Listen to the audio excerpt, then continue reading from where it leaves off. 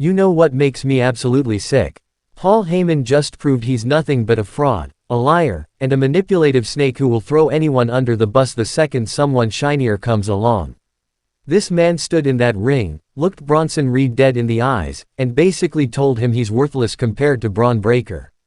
And you want to know the most infuriating part? Heyman deserved every single second of that brutal beatdown he received. I said what I said.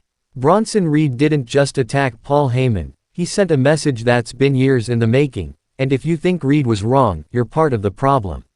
Drop your thoughts in the comments right now because this is about to get controversial. But before we dive into why Paul Heyman had this coming and why Bronson Reed is absolutely justified in his actions, do me a favor, smash that subscribe button and hit the notification bell because Ring Rumble 1 is the only place where we keep it real about WWE, no sugarcoating, no corporate approved takes. We're building an army of fans who aren't afraid to speak the truth, and we're almost at our next milestone. If you appreciate honest wrestling content that doesn't play favorites, subscribe now. And hit that like button if you think Heyman plays too many mind games for his own good. Now let's get into this. Let me paint you the picture of the most disrespectful, backstabbing moment in recent WWE history. For months, and I mean months, Bronson Reed has been an absolute monster on WWE television. This man has been tsunami-ing everyone in sight, stacking bodies like cordwood, and establishing himself as one of the most dominant forces we've seen in years. He's destroyed main eventers, he's laid waste to legends, and he's done it all with a level of brutality that frankly, should have earned him Paul Heyman's attention a long time ago. But what does Paul Heyman do? This wise man, this special counsel, this supposed genius who can spot talent from a mile away, he completely ignores Bronson Reed. Not just ignores him, but actively disrespects him by choosing Bron Breakker as the so-called carrier of the vision. Are you kidding me right now? Now don't get me wrong, Bron Breakker is talented. The kid's got genetics, he's got athleticism, he's got the pedigree with the Steiner family bloodline running through his veins. I'm not here to tear down Bron Breakker. But, and this is a massive but, what has Bron Breakker done that Bronson Reed hasn't done better and more brutally over the past several months? Let's talk facts. Bronson Reed has been on an absolute rampage. When was the last time you saw someone deliver 6 tsunamis to someone? When was the last time you saw a superstar willingly put their body through hell just to make a statement? Bronson Reed has shown a level of commitment to destruction that we haven't seen since the days of prime Brock Lesnar. This man climbs to the top rope, all 330 pounds of him, and crashes down on opponents with the force of a natural disaster. Hence the name Tsunami. And Paul Heyman, Mr. I've been in this business for decades, Mr. I know talent when I see it, completely overlooks this monster and instead taps Bron Breakker as his chosen one. The disrespect is astronomical. Here's where it gets even more infuriating. Paul Heyman has made a career out of finding the most dangerous, most unstoppable forces in wrestling and aligning himself with them. Think about it. He was the advocate for Brock Lesnar, the beast incarnate. He was the special counsel for Roman Reigns, the tribal chief. This man has an eye for finding absolute destroyers and positioning himself as the mouthpiece, the brain behind the brawn. So when Bronson Reed is out here demolishing the entire roster, making grown men fear for their careers, you're telling me Heyman doesn't see the value in that? You're telling me Heyman doesn't recognize a once-in-a-generation wrecking ball when he sees one? Bronson Reed has put in. Bron got the opportunity handed to him because of his last name, because of his look, because he fits the mold of what WWE traditionally pushes. Meanwhile, Bronson Reed had to claw, scratch, and fight for every ounce of recognition he's gotten. Let me take you back for a second. Bronson Reed was released from WWE. They fired him. They told this incredibly talented big man that they didn't have anything for him. He had to go back to the independent scene, had to rebuild his stock, had to prove himself all over again. And when he came back, did he complain? Did he whine about his treatment? No. He came back with a vengeance and started destroying everyone in his path. That's the kind of resilience and determination that Paul Heyman should appreciate. That's the kind of story that Heyman should want to attach himself to.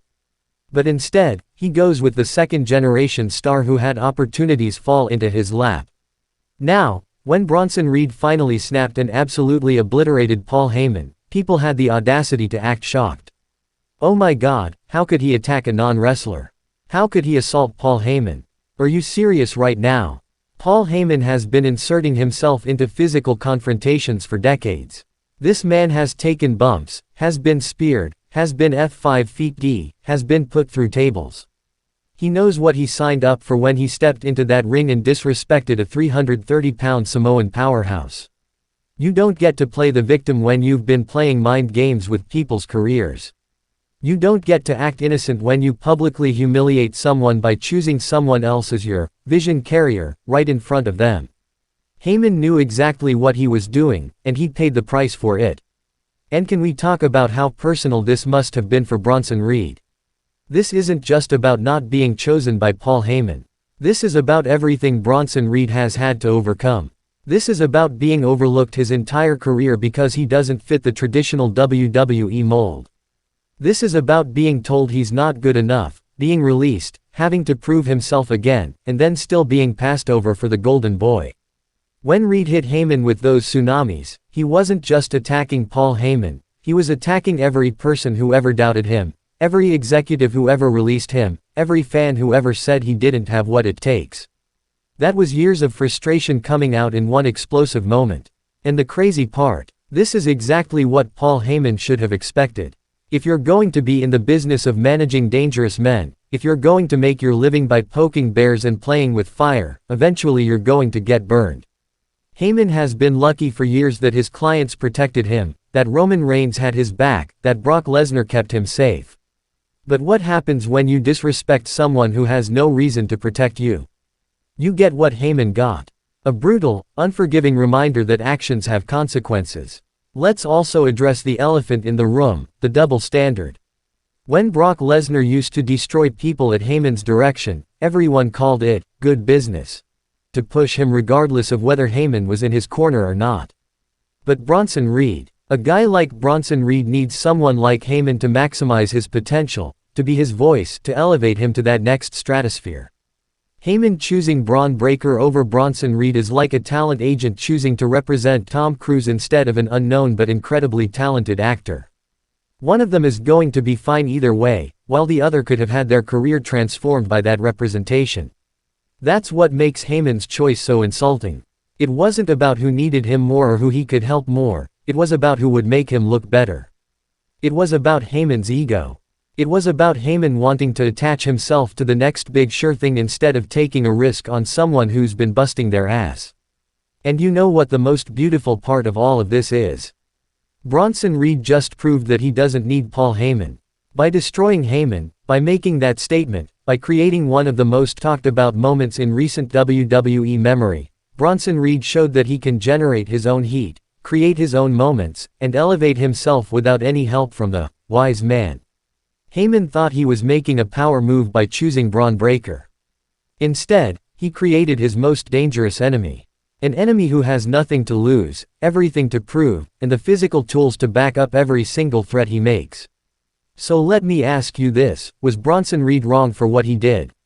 Was he out of line for attacking Paul Heyman? Or did Heyman have this coming after years of playing games with people's careers? Sound off in the comments right now because I want to hear your take. Are you Team Bronson or Team Heyman? And if you made it this far, you're exactly the kind of fan we want in the Ring Rumble 1 community.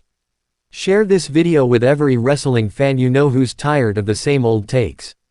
Hit that like button if you agree that Bronson Reed is justified. And remember, subscribe and turn on notifications so you never miss when we drop truth bombs like this. Paul Heyman learned a painful lesson: when you disrespect a monster, don't be surprised when that monster comes for revenge. Bronson Reed just changed the entire landscape, and I'm here for it. I'll see you in the next one.